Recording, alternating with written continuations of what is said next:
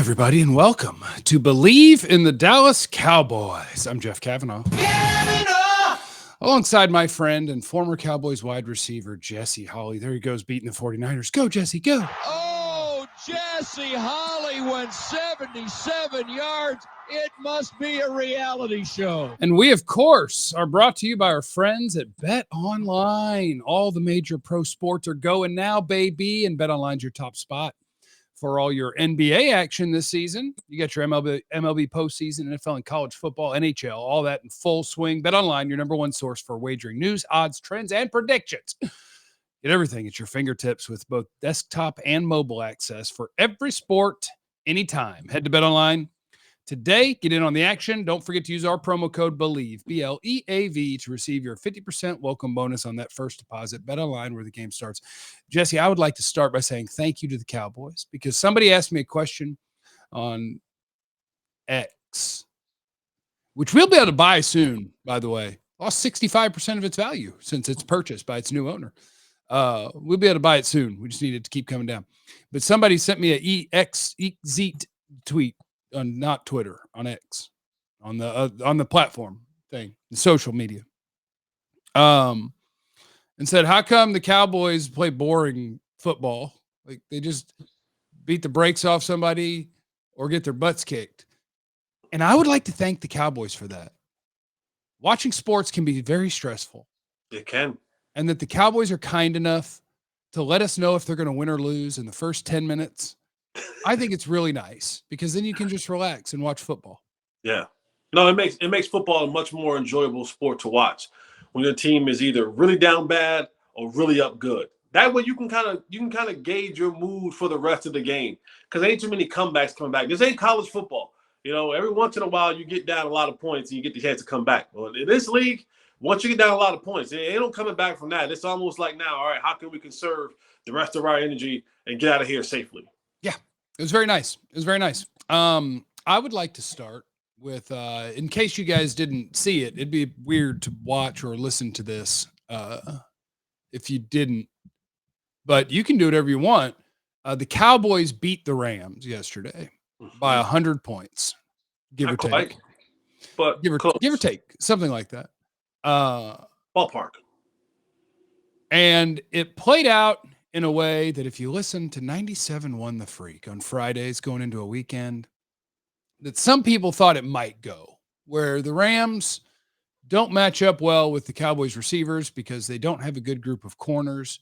And the Rams don't hold up great in pass protection, and the Cowboys have a good pass rush. So life got a little bit tough for the Rams. But I want to thank Mike McCarthy for being a 2023 human in this game, because I did think when they came out in the second half, I believe it was run for 1 yard, run for 2 yards, hope to God that Dak can get a first down. And I was like, man, if they approach offense this way in the second half after scoring all the points by trying to score points, I'm going to lose my effing mind. And Dak converted that third down to CeeDee, and they did that a lot. Mm-hmm. You see that your best chance to win is to try to score. Don't ever have a press conference and tell me, well, we're going to really do what we think helps our what helps your defense is when you score points. So stop pretending that the name of the game is getting 2 first downs and punting or something. Like, our goal is to take some time and really let those guys breathe. They'll breathe if you go 70 yards and score a touchdown. I promise. Yeah. Trying to score points is a good thing. Throwing the ball is a good thing. Throwing to your best player is a good thing. Good job, Cowboys. That's just how I wanted to start. I just wanted to let them know. No, absolutely. My question was, coming out of the break, what will Mike McCarthy be? And, I'm not going to lie. Prior to that game, Tyron Smith went down Thursday, practice, had a neck injury, was inactive. The first 3 plays of the game, I go, whoa, this is going to be one of those days. Okay. They got the greatest call ever to convert first or third and a million, where I'm like, hey, technically you can't touch a guy after 5 yards. You can't do that. That's a penalty. But no receiver in the league is looking for a flag there. Right. But yeah. Thank you. Appreciate it. And honestly, like, I never get into the refs calls or non-calls or whatever, but that literally could have been a game-defining play. Like that illegal touching that gives them the first down after they've been third in a mile. The game could have went differently. It could have went absolutely differently if they had to punt the ball right there. But they responded. Chuma Iduka kind of settled down a little bit, and they go down and score the touchdown. And to your point, right, scoring points is always good, right? There's not one defensive coordinator that goes, hey, you guys give me a 14-point cushion. You guys give me a 17-point cushion. The hell with them breathing on the sideline. I can do something with a 17-point cushion, right? Now they become one-dimensional, and when you have a pass rush as ferocious as the Cowboys, you are always looking to have that 7, 10, 14, 17, 20, 30-point cushion at any point in time in the game, because as a defensive coordinator, makes my job a hell of a lot easier. Because you know what I'm going to do? Hey, guys, we can do whatever the hell we want now. We don't have to worry about anything, because even if they do score, we can be super aggressive. We have a lead. So the way that Mike McCarthy was going about business, to me, was a little bit nonsensical. But yeah, go score a lot of football points. And they tend to do that at home. They have 11-game win streak at AT&T Stadium dating back to last season. The one thing I will say, though, and as quiet as it's kept, and we have gotten on the backs of Cowboy fans as a whole, I mean, when you win 11 straight games at home, and I think by a margin of like 17 points apiece, I think AT&T, I'm not saying it's the best atmosphere in the world, but I'm saying it may be becoming home court advantage for Dak Prescott and the Dallas Cowboys. That is interesting. Yeah, because I saw that too, and I was just like, I still don't picture AT&T as being, I don't know, pick your crazy. Like Kansas City can get nuts, Seattle can get nuts. There's a lot of places that can get nuts, and I don't picture AT&T that way. But I mean, if you won that many straight, okay, I'll give credit to the Cowboy fan. You guys are doing. I don't know what else. This is why it's all more important to not lose games like you did to Arizona, right? Because when you get towards the end of the year, you want to have the ability to have home court, right? You want to be able to have home field advantage at the end of the year heading into the playoffs. So when you lose games like Arizona, that kind of comes back to kind of nip you in the tail a little bit in late January, in late December, and in January, because now you have to go on the road where, playoffs is already hard enough. You already don't perform as well as you need to in the playoffs. And then when you have to go on the road to play a team that is equal to or greater than you, it makes it even more difficult to say, well, we're going to find our way deeper in the playoffs. But nonetheless, the Cowboys had a dominating victory yesterday. And I'm always excited. I'm always happy for when receivers get the football. The really good ones, especially the ones that we kind of champion for. I've joined the bandwagon. I won't lose a stake again this year because I believe that CeeDee Lamb is a top-tier guy. I do believe he belongs in that category with the names of the A.J. Browns and the Justin Jeffersons. It's the difference is their quarterbacks and their OCs realize that they're really, really, really good at football, and we should probably get them the ball as much as we possibly can. And like some people say, I don't want to say I'm forcing the ball to the receiver. No, it's okay to force the passes to guys like that. Like those dudes, when they get the ball in their hand, they actually turn that into something positive. I'm not all about hey, let's just distribute the ball all around to everybody for everybody's sake. No, get the ball to the best players in your football hands. This is why you drafted them in the first round. This is why you pay these guys the most money. This is why they're on the ticket stubs, on the magazines, and hanging on billboards all around the stadium. Get guys like CeeDee Lamb the football as much as you possibly can, and good things will happen for your football team. And they need to find another guy. Not that finding a real life number one receiver is easy. I would love for them to try to find another guy like CeeDee Lamb, because there's one thing that jumped out at me in that game, and it's when they showed the replay of the slant that was a touchdown for CeeDee. And then you watch in the first quarter, Jalen Tolbert got a target on a slant against man coverage. And I was like, oh, that's great. Jalen Tolbert's getting a chance. And I was like, oh, he looks just like Michael Gallup. I said the same thing. I said the exact same thing. I said, oh, so neither one of them can get off pressure on the slant. Got it. Cool. Right. All and right. not that, and CD's wasn't against press, but you got to see what I think has become maybe the most important thing for a receiver in 2023. And the most important thing for a receiver in 2023 is what sort of wiggle and change of direction do you have inside of routes? Mm-hmm. Because that's what it's turned into. It's a space game. Can you create some, and can you get some separation and give me the throw? And I really feel like he's the only receiver on the team that has it. I think this is going to turn into, and probably already is if I look this up, I think Jake Ferguson is the number 2 receiver on this team. Because like Brandon Cooks will get his targets on what? Pretending I'm running real far and stopping, or running real far. Yeah. Or run across field. Because like I've heard people say Brandon Cooks is a good route runner.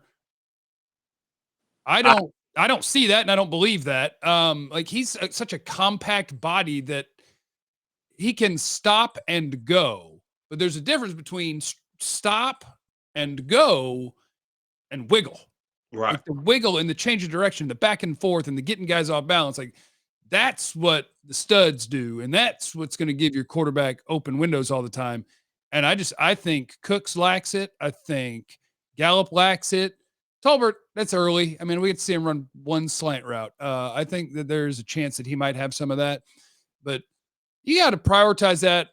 I'll try to figure out, is there a measurable we can look at? Is that a short? No, it's not a short shuttle because that's just stop and go. Maybe a 3 cone. It doesn't matter. It's just an observation. Like CeeDee has that where it's like, and there's a looseness to your whole body that lets you move in that way. And all the rest of them are wound up into stop and go. And so get ready. Jake Ferguson, wide receiver 2 as tight end 1. You know, what do the Cowboys do as the season, and I'm not seeing it as a season, in 6 days? They have to figure out a way to do something with this offensive line. I know that the trade deadline is looming tomorrow, Halloween, 3 p.m. Eastern. But this offensive line, even when we get your best 5 ain't what you really think it is. And I mean, from Tyron to even Zach. Like, and I hate to say anything negative about Zach Martin. I really do. I really, really, really do, because he's been a model of consistency for the last 9 years that he's been playing football. Been banged up, though. But this offensive line, Terrence Steele, I mean, I get it's coming off the ACL. Not good. Okay? Zach has his moments. Tyler, if you on Tyler, he's inactive because he's out with an injury. I wish the Cowboys really stopped relying on him as an integral part of this offensive line. I mean, this week coming up, I should say, is going to be a struggle against that Eagles defensive front, because this offensive line just isn't getting it. And this is the part I get mad about with the fans when they say we need to go get another running back. And I'm like, if you think running back is your issue, then I might have to mute or block you on Twitter, because we're not watching the same thing. Can I just throw this in here? Because a lot of the running back stuff I see is around Derrick Henry, which allegedly Tennessee is saying he's not going to be on the move. Derrick Henry would be the worst fit. Would be the worst fit. Like, Derrick Henry is give him a runway and he becomes hell. Right. The Cowboys' issue is the runway. If you give Pollard or Dowdle a chance, like Dowdle is smashing people. Like, he's running hard as hell. And we could have a conversation about, has Pollard lost a little bit of juice post-injury? We can have that conversation. I got no problem with that, because I'm looking at like, maybe. But they are not blocking well enough. And if you're not blocking well enough, a big old dude like Derrick Henry, who needs to get rolling, is dead in the water. Derrick Henry isn't the answer to your run game. Terrence Steele getting better and further from injury is the answer. Tyler Biadasz, or I'll give you one tangible one, because it comes from a guy I trust. Duke Manyweather coaches and teaches a lot of these guys in the offseason. And I did see something that he said about their running game and the way that they're blocking, which is they could go back to what they used to do, was you come off the ball and them 2 dudes smash that dude until it's time for this dude to let go and go block that dude. And now they've gotten so tricky and loving to pull and swing guards out and do all these different things that what you're really doing is just leaving free runners by asking guys to do more than is probably possible. And because you do that in your run game, you start doing that sort of blocking in your pass game so that it looks like your run game. Now you got free runners in the pass game. So there are real things to talk about, but to me, one of them is not get a running back. It's dead last on the list of fixing the run game. I'm with you 150%. And you know, Duke is a guy who we all look at as kind of he's an OG in the offensive line game. So when he says certain things, you definitely listen to what he's saying in those areas. But yeah, running back is so far down the list of things that we need to do to improve any part of this football team. Now, for a positive, there's one thing we can't go on without mentioning. DaRon Bland is a stud. Can I pat myself on the back or no? Yeah, if you want. If you can reach, you have too many muscles. Yeah, see, you barely got there. Thank you. Barely got there. I mean, you couldn't have asked for more, especially for a guy that, like, he proved it in the slot. And then when Diggs got hurt and he moved outside, my thought was, yeah, he can do it and he'll be fine. He can do this. But it wasn't, he can do this and watch out NFL because he's going to light all of you on fire. DaRon Bland is a freaking stud. The thing that most people, I guess, miss when it comes to DaRon Bland, like he gets this, well, he came from FAMU and technically he came from FAMU. DaRon Bland started his career at the University of Maryland. Like he got in some trouble at Maryland, got kicked out, and had to go the long route to get to FAMU. You got somebody's schools backwards. He's Fresno State. He went I'm Sacramento talking State. about Marquise Bell. I'm sorry. Okay, right. I was thinking I got mixed up. I'm sorry. Okay, because Marquise Bell is good as hell for small. Is FAMU a small school or HBCU? Yeah, HBCU. Yeah, got my guys mixed up. Got my newcomers mixed up. But yeah, patting myself on the back for a guy like DaRon Bland. I put a video out 2 months ago. The minute Trayvon Diggs, excuse me. Oof. Oh, look at Jesse's butchering it. Yes. And I said, man, this kid is going to be fine. Does he replace Trayvon Diggs? No.